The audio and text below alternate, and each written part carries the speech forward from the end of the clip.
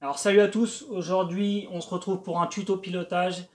J'ai pas pour l'habitude de les faire dans ce format là, mais je vais vous expliquer tout de suite pourquoi on va le faire sur simulateur pour cette fois.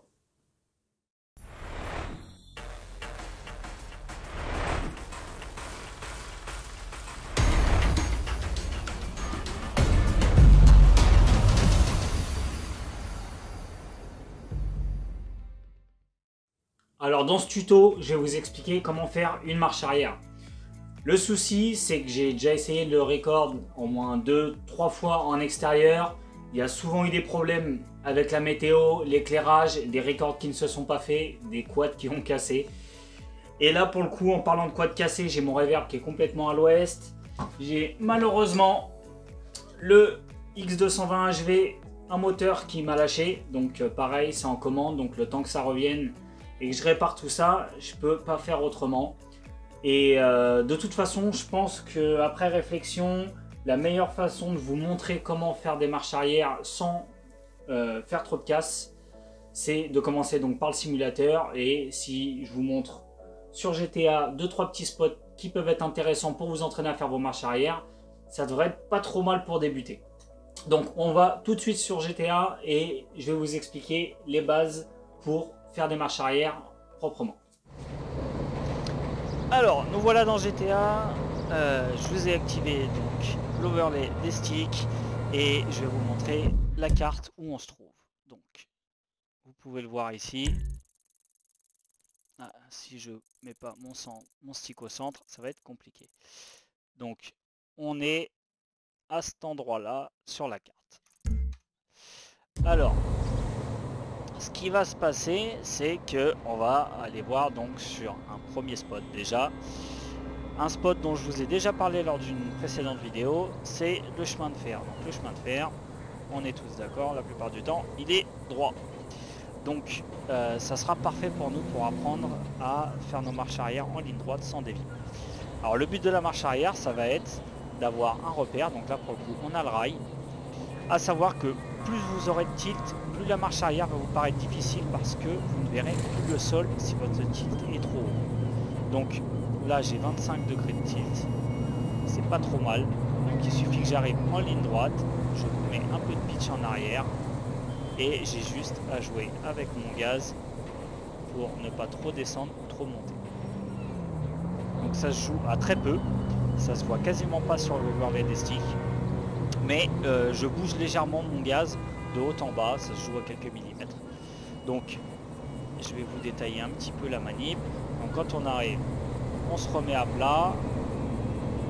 Une fois que je suis à plat, on attend que le drone recule un peu. Et là, on baisse un peu le gaz et on met un peu de gaz pour reprendre un peu d'élan. Vous pouvez corriger légèrement la trajectoire en touchant un tout petit peu au roll et un tout petit peu au yaw. Et après, c'est juste votre gaz à doser pour pouvoir reculer. Donc, le chemin de fer, c'est pas mal. Une fois que vous maîtrisez un petit peu, on va dire, si je peux appeler ça le point zéro de votre drone, pour reculer en ligne droite sans avoir à toucher à la trajectoire.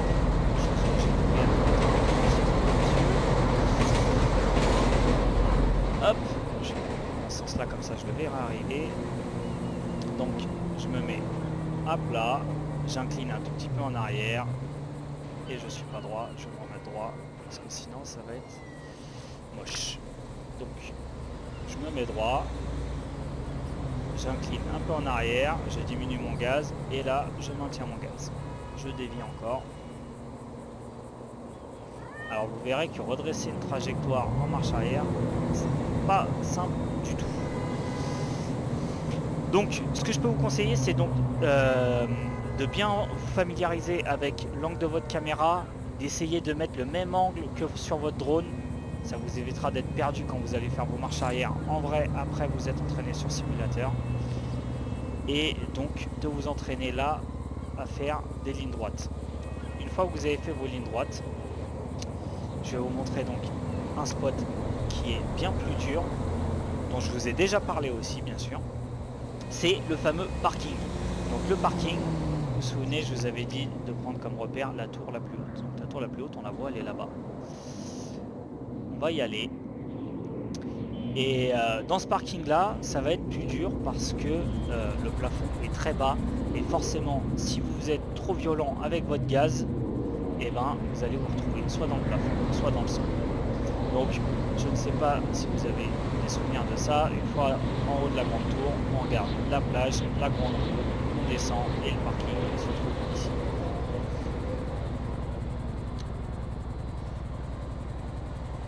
Alors, je vais gagner du temps, je vais passer par une fenêtre.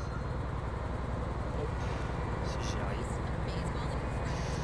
Et donc, dans le parking, là on a un peu de repère aussi.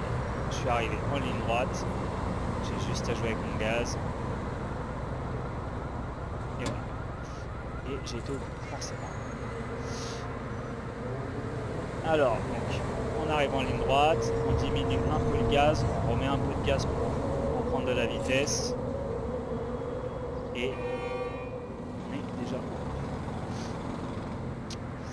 Alors, la manip, je peux pas vous donner plus d'astuces.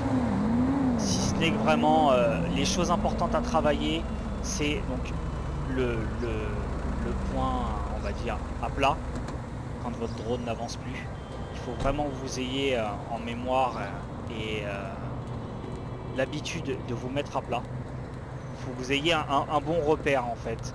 Si jamais vous n'arrivez pas à savoir quand est-ce que votre drone est à plat ou quand est-ce qu'il est incliné et qu'il va avancer, vous aurez des difficultés à faire votre marche arrière. Ensuite, il faut vraiment, c'est gérer le gaz. Donc si vous n'avez pas encore appris à gérer le gaz en marche avant, la marche arrière risque d'être très compliquée. Et donc la dernière étape, c'est pratiquer, tout simplement. Il faut énormément pratiquer.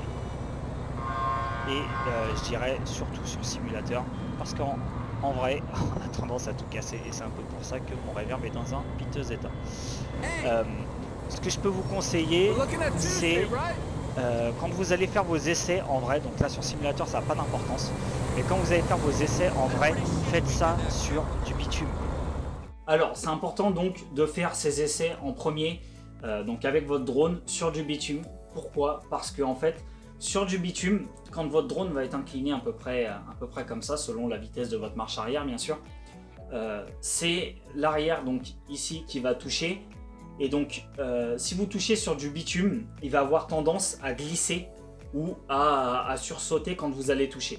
Le problème, c'est que si vous faites ça dans l'herbe, à chaque fois que vous allez toucher l'herbe, votre drone va se planter dedans et votre marche arrière sera terminée. Donc, ça ne vous laissera pas de marge d'erreur.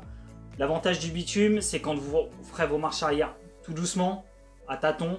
Bien sûr, avec un spotter, c'est très important parce que si vous faites votre marche arrière et qu'il y a quelqu'un qui vient débarquer derrière votre drone, vous n'allez pas le voir et ça risque d'être problématique. Donc vraiment commencez à faire vos marches arrière sur un endroit safe avec du monde qui spot et un sol lisse. Donc un parking c'est vraiment bien pour le coup parce que comme vous pouvez le savoir, dans les parkings on a une sorte de béton lissé et du coup ça accroche pas du tout avec le drone peut glisser dessus. Donc quand vous allez faire votre marche arrière, forcément votre drone va glisser dessus. Pareil, autre chose d'important, c'est que votre drone, prévoyez de protéger l'arrière. C'est-à-dire que ici, moi, j'avais donc forcément mon antenne avec mes antennes de RX.